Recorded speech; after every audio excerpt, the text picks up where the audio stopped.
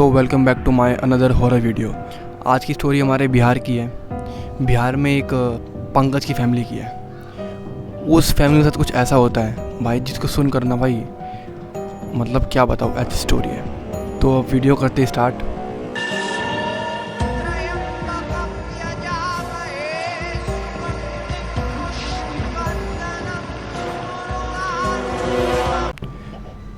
तो दोस्तों ये स्टोरी है पंकज की फैमिली की, जो फ़िलहाल में बिहार में रहती थी।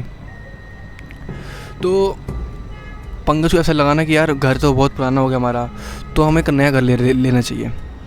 तो फिर क्या होता है, वो कमरा लेने के लिए कहीं जाते हैं देखने के लिए। ज़्यादा दूर नहीं, पास ही में देखते हैं, मतलब बगल में गांव में देखते हैं कि बढ़िया सा मकान मिल जाए तो वहाँ पर रहते हैं, मकान ले लेते हैं। तो देखने जाता है। तो वो देखने गया, रूम बढ़िया था, मकान बढ़िया था, आगे आंगन था, पीछे भी आंगन था। सबसे खास बात ये थी कि पीछे एक कृष्ण जी का मंदिर था।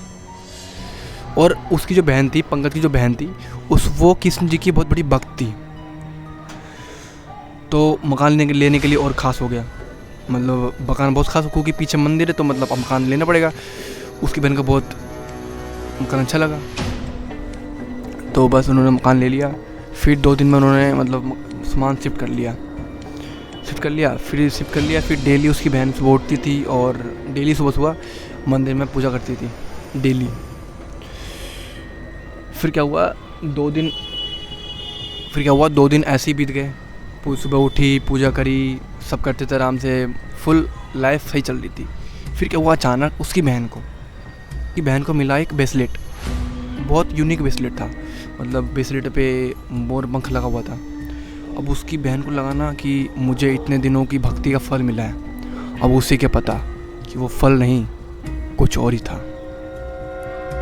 तो उसने क्या करा, वो ब्रेसलेट उठाया और रख लिया। फिर उसने बाद में पहन लिया। फिर पहनने के बाद कुछ देर बाद वो किसी से बात करती तो बहुत चिल्लाती, बहुत चिड़चिड़ापन करती, बहुत चिल्लाती। वो मतलब थोड़ी सी भी आवाज़ उसको मतलब उसे अच्छी नहीं लग रही थी, वो बहुत चिल्ला रही थी। कोई उससे हाय हेलो कर रहा है, भाई नहीं, बहुत चिल्ला रही थी। फिर ठीक है, फिर वो अपने कमरे में चली गई। फिर नेक्स्ट दिन क्या होता है, सुबह ना वो उठती नहीं है और ना ही मंदिर जाती है। तो अब पंकज उठता है, वो देखता है क्या बात है, आज मेरी बहन ने ना ही पूजा करा ना उठी। वो देख के आते हैं। तो जैसे ही वो उसके रूम में गया तो भाई उसकी बहन चिल्ला के बोल रही है, चला यहाँ से। ऐसा लग रहा था ना कि वो नहीं, उसके अंदर कोई और बोल रहा है। बिल्कुल मर्दों की आवाज़ में बोल रहे थे, मर्दों की आवाज़ में। भाई उसका भाई चुपचाप बाहर चला गया। अब ऐसे मतलब हो रहा था। तो पता ही है, कुछ घटना होती है घर में, कुछ बात होती है तो आसपास पड़ोसी वगैरह सुनते ही है। तो आसपास के लोग आ गए और कुछ लोग बोल रहे हैं ना कि यार किसी पापा को बुलाओ, कुछ लोग बोल रहे हैं कि यार डॉक्टर के पास लेके जाओ। तो क्या होता है कि पंकज एक बाबा को बुला लेता है। फिर वो जैसे ही उसके बाबा अंदर घुसते हैं कमरे में, भाई बाबा कहते हैं कि यहाँ एक नहीं बल्कि 3 आत्माओं का बसेरा है, और वो ये चाहते हैं कि किसी एक को लेके जाओ। इसका मतलब किसी एक को तो ही जाना ही पड़ेगा, किसी एक को मरना ही पड़ेगा। अब भाई बाबा कहे कि अब कुछ नहीं हो सकता, ये कहकर बाबा चले जाते हैं। अब भाई उसकी बहन अंदर चिल्ला रही थी और बहुत तेज हंस रही थी और अपने आप को मतलब खोज कर रही थी, अपने आप को पहुँच रही थी नुकसान। इसलिए उन लोगों ने क्या करा, उसको ना बेड से बांध दिया कि अपने आप को हानि ना पहुँचाए। ठीक है, अब पूरी फैमिली भाई बैठ गई, क्योंकि बाबा ने ऐसा बोल दिया कि अब बच नहीं सकती। बिल्कुल बैठ गई, हाथ जोड़ के बैठ गई, यार अब मेरी बहन का क्या होगा। फिर अचानक गेट पर कोई आया, किसी ने बेल बजाई, कोई आया था बाहर। तो पंकज देखने गया तो उसने देखा कि यार 11-12 साल का बच्चा गेट पे आया था। पूछा आप क्यों आए हो, मतलब आपको क्या काम है। तो उसने बोला कि मुझे भूख लगी, मुझे थोड़ा खाना खिला दो।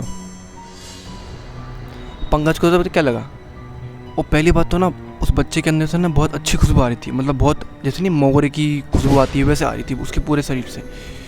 अब बच्चा भूखा था। अब तो पंकज ने कहा कि खाना तो सुबह का ही है, रात का तो बना नहीं है, सुबह का है, खा लोगे आप। हाँ खा लूँगा मैं। तो उसे अंदर बुलाया, बिठाया, बड़ा बड़ा अच्छा बच्चा था, नादान था, उसे उठाया, उसे खाना खिला रहे थे। ठीक है, और अंदर से ना वही उसकी बहन चिल्ला रही थी और हंस रही थी, बहुत तेज़ी में हंस रही थी। तो उस बच्चे ने पूछा कि क्या हुआ, वो कौन हंस रहा है? आपकी चेहरे इतने उदास है, लग रहा है कि आप लोगों ने खाना भी नहीं खाया, तो कौन अंदर हंस रहा है? तो पंकज ने कहा कि अरे आप छोड़ो यार, मतलब तुम छोड़ो बच्चे, तुम्हारे समझ से दूर रहिए। बच्चे ने कहा नहीं जी, मुझे इन चीज़ों के बारे में, मतलब मैंने दुनियादारी देखी है।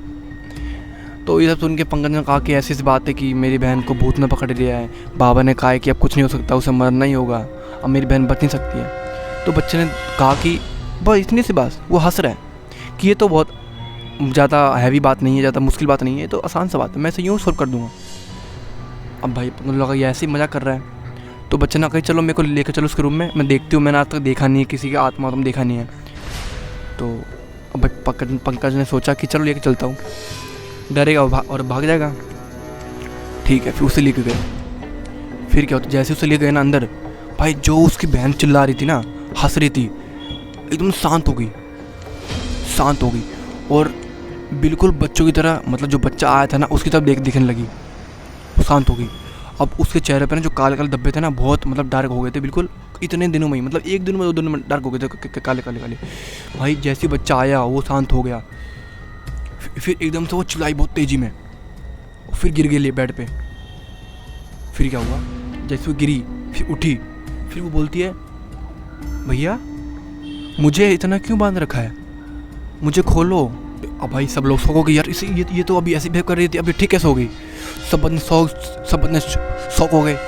ठीक है, उसे खोला, पानी मांग रही थी तो उसे पानी पिलाया। ठीक है, फिर खाना उसे भूख लगा तो खाना खिलाया उसे। उसका पेट नहीं भर रहा था, भाई 10 लोग खाना खा गए फिर भी उसका पेट नहीं भरा। तो बच्चे का जो खाना उसने खाया था उसका आधा थोड़ा सा रह गया था, बच्चे जो खाना खाया था उसका थोड़ा रह गया था। तो उसने बच्चे ने बोला कि ना आप मेरा खा लोगे। अब उस लड़की ने भाई खा लिया। जैसे उसने खाया ना भाई, उसका पेट पूरा भर गया। उसने मैं सोचो जहाँ 10 आदमी खाना खा के उसका पेट नहीं भरा, वहाँ बच्चे का थोड़ा सा खाना खाया हुआ उसका पेट भर गया। सोचो, उसकी बहन अब ठीक हो गई।